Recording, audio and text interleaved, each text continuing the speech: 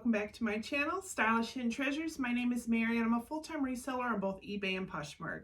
Today I'm bringing you another What's Sold video. These are all of my Poshmark sales from March 7th through March 20th. Now, I want to preference this video because I almost put this video in with my eBay What's Sold video because there is not a lot of sales, guys. However, my my eBay sales were, I think, like 86, 88 items. So there were so many things to go over. I didn't want the video to run forever. So I broke up the two videos, but definitely check out the last video that I just posted on my eBay sales because a lot of things sold. What's going on with Poshmark and their sales? I have no idea. So, but I am thankful that I made that additional money because that helps sometimes when it comes to the grand total, right? Because that's really what we're all about, trying to figure out at the end of the day, what did we make? I did, well, let's put it this way. I got approved for doing a Posh show way back when it first started, and I was too chicken, right?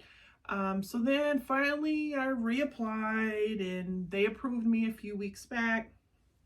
I've got my setup actually behind my camera. I have my entire wall set up. I have additional ring light coming. I have additional clothing rack coming because you see I have one here, but that's of the stuff that I, list everywhere else.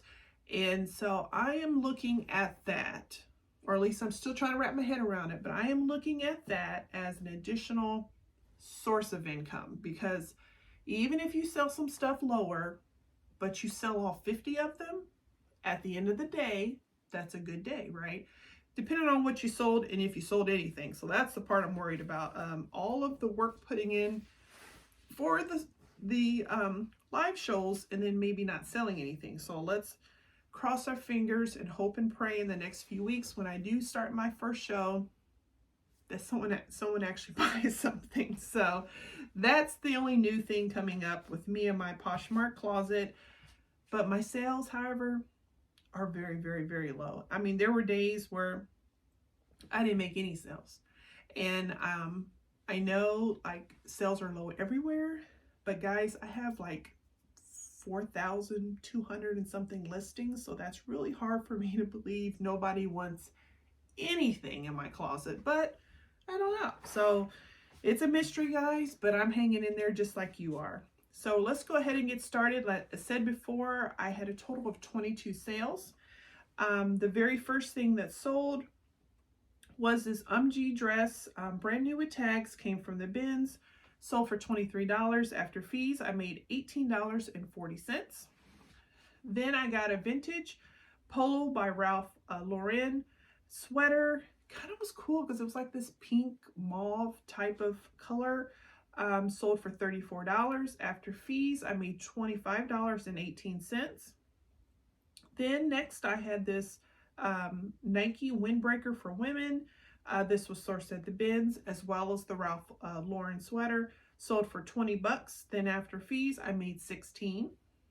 Then I had a 1/4 carat diamond necklace, which I kind of hoped would go for a lot more than this, but hey, I am grateful with whatever sales that I get. This sold for $40. Then after fees, I made $32. Then I had this White House Black Market, kind of almost off the shoulder knit top. This was sourced at the bins, sold for $12. And after fees, I made $9.05. And then the diamond necklace that I just mentioned came from a Groupon liquidation box. Next was a lot of 3 scarves. This came from a Thread Up scarf box, which I bought that box one time. I haven't bought it again because I felt like it really wasn't worth it. But honestly, strangely, they're all selling. I mean, not for a lot, but I definitely have made profit from that box. That sold for $17. Then after fees, I made $13.60. Next is a brand called Oat and Fort. This was a brand new with tags, cardigan sweater, kind of like a ribbed knit. This actually came in a men's Thread Up mystery box. However, it was a women's brand. This sold for 25 bucks, and then after fees, I made 20. Then the next thing that sold was a divided H&M zip jacket. This was brand new with tags. This too came from a thredUP 100-pound women's mystery box. That sold for $19. After fees, I made $13.18. Next was a semi-precious set of drop earrings. This came from a Target liquidation box, sold for $11. Then after fees, I made $8.05. Next was a 1/4 carat diamond earrings, which I really believe match the necklace. I think it went to the same buyer. This too was sourced from a Groupon liquidation box.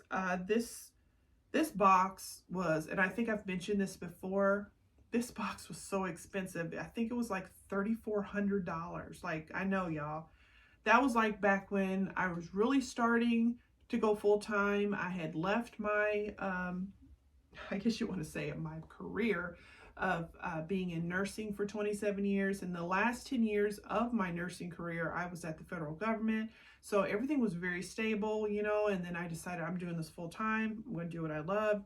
And I took the plunge of going full time with investing money because I was going to really make this work, which, by the way, I still have that spirit. But at that time, I was buying a lot of liquidation. Macy's liquidation, you'll hear me say Macy's, Target, and then Groupon used to sell liquidation boxes to bulk.com. And so I bought this jewelry box, like I said, for $3,400. And guys, I made my money back in like 4 months. And that's been 4.5 years ago. And I'm still making money. So I have literally, at this point, made my money back about 5 times what I paid, which is crazy, right? There was well over 1,000 pieces. A lot of that box was 14 karat gold, diamond, everything. Diamond this, diamond that. Some were full actual diamonds. And heck, even some of the stuff that was like scrapped and broken because it was a return, I literally took that to the scrapper and got like $300 or $400 just in scrap gold. Multiple times I've done that. So, short story, actually it was a long story, but when you hear some of these, when I say liquidation or Groupon liquidation, that's because this is pure profit at this point. So back to what we were talking about. So those earrings sold for 30 bucks. Then after fees, I made 24. Next was a Karen Scott, kind of like a booty type of a heeled boot. This was new with tags, sold for $25. After fees, I made 20, and this came from a Macy's liquidation box. Next was a 925 gemstone ring, which was adjustable. This too came from a Amazon liquidation, sold for $38. After fees, I made $30.40. Then after that, I sold a Talbot's, kind of like an embroidered crop pants. It had like some kind of fun novelty print. I feel like it was lobsters or crabs or something. And I pick up anything that has a novelty print because it's different, right? So this sold for $16. After fees, I made $12.80. Then I had a set of 2 Pottery Barn Kids shams. I just showed this in a haul video, I want to say a couple weeks ago, of things to think outside of the box when it comes to sourcing. And a lot of, in that particular video, had pillow shams and bedding and things like that. And you guys have to kind of think about that when times get slow like this, because not everybody is sourcing clothes and shoes. Like sometimes people want things for their home or for their bedroom, for their kids. And so those things are actually selling too. So definitely check those out when you see those at the bins. But this set of 2 pillow shams sold for $30. After fees, I made $24. Then I had this men's Ralph Lauren button shirt. This was like a 2X tall or something like that. And I had a bunch of those shirts that were like a bigger, like big and tall size for men, which definitely pick up those sizes. There are men that are definitely looking for those. This striped shirt sold for $20. After fees, I made 16. Then I had a brand called American Vintage Jeans. I have literally 35 more pairs of these jeans. This all came from a liquidation box. This particular pair sold for $39. After fees, I made $29.18. Next was an Estee Lauder makeup pouch, which was new. It still had like the plastic and things like that on it. This was sourced at the bins. This sold for $18, and then after fees, I made $14.40. The next thing that sold was a Lane Bryant, kind of like a pink floral crop pant. These were also sourced at the bins, sold for $17, and then after fees, I made $11.58. Next was a lot of four sets. So I think it was a total of, so I had 4 lots, and I think every lot had like 6 doilies in it, which if you're not familiar with what that is, it's kind of like what your grandma used to put underneath things, like underneath a vase, underneath a trinket tray or things like that. The little crochet, pretty little floral type of things.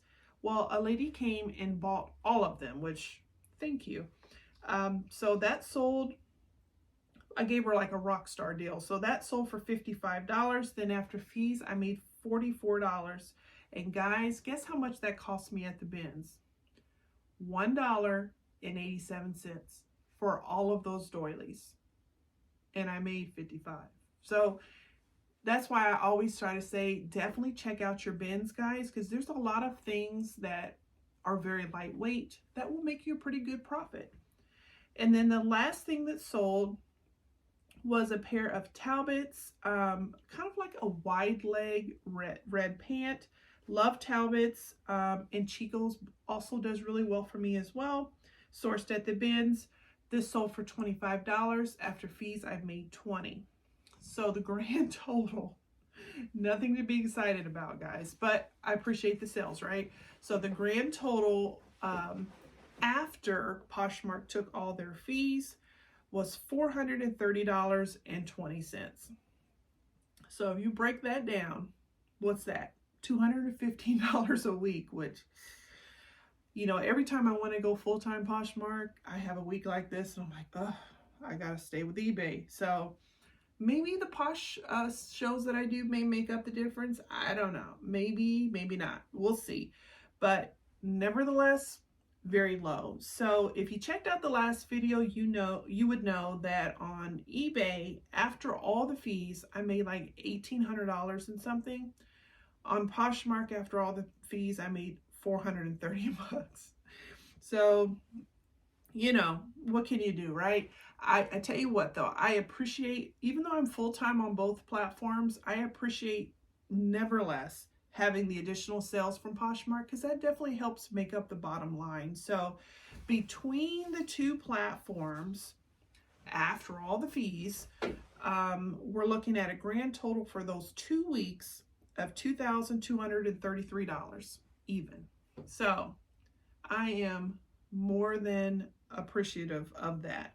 Have I done anything different on Poshmark? I haven't. You know, I am going to start these live sales here shortly.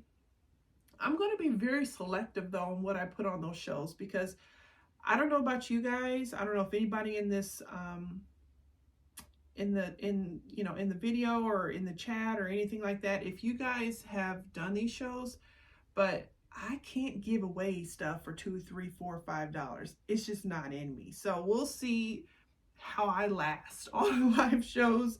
I mean, $8 is like the bare bottom minimum that I could start any auction at.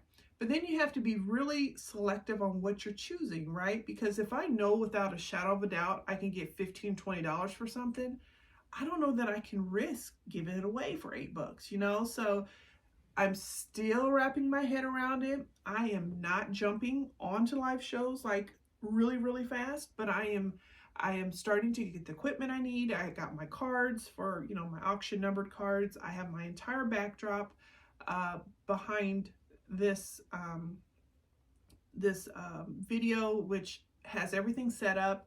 It's just a matter of, I think oftentimes you can't jump into something without having a full plan. And my plan is almost to where I need to go to get started.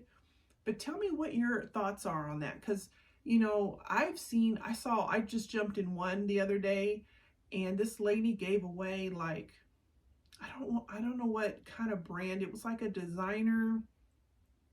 Oh, it was a high end. It wasn't Gucci, but it was something like along the line. It wasn't Louis Vuitton. It was something on the line, and it was valuable as it was. And you could see in the show, she even said, she said, "Oh, I have seller's remorse right now. I just gave that away." She literally said that, and I'm thinking, girl, I feel your pain. Like, I don't know if I want to feel that way, you know. So I have to figure out what people want, what I'm willing to risk it going low for, and what I know that will definitely sell. And so that's a tricky one, you know. So maybe if you guys have a formula that you can share, let me know. But I am going to definitely look forward to getting started on that. And I'll definitely be giving away free prizes if you hit a certain, you know, sale amount, because I think that's kind of fun, right? Like, who doesn't want to? So that, in closing, is what I did on my Poshmark sales. Definitely let me know in the video if you guys have seen an increase. Maybe it's just my store doesn't have what people are looking for, but I welcome all you guys' comments. And if you guys have not subscribed, I'd love to have you as a subscriber. Definitely hit the bell notification and like the video on the way out. It will definitely help me out. And I'll see you guys in my haul video of the Goodwill, which will be the next one. Thanks, guys. Bye.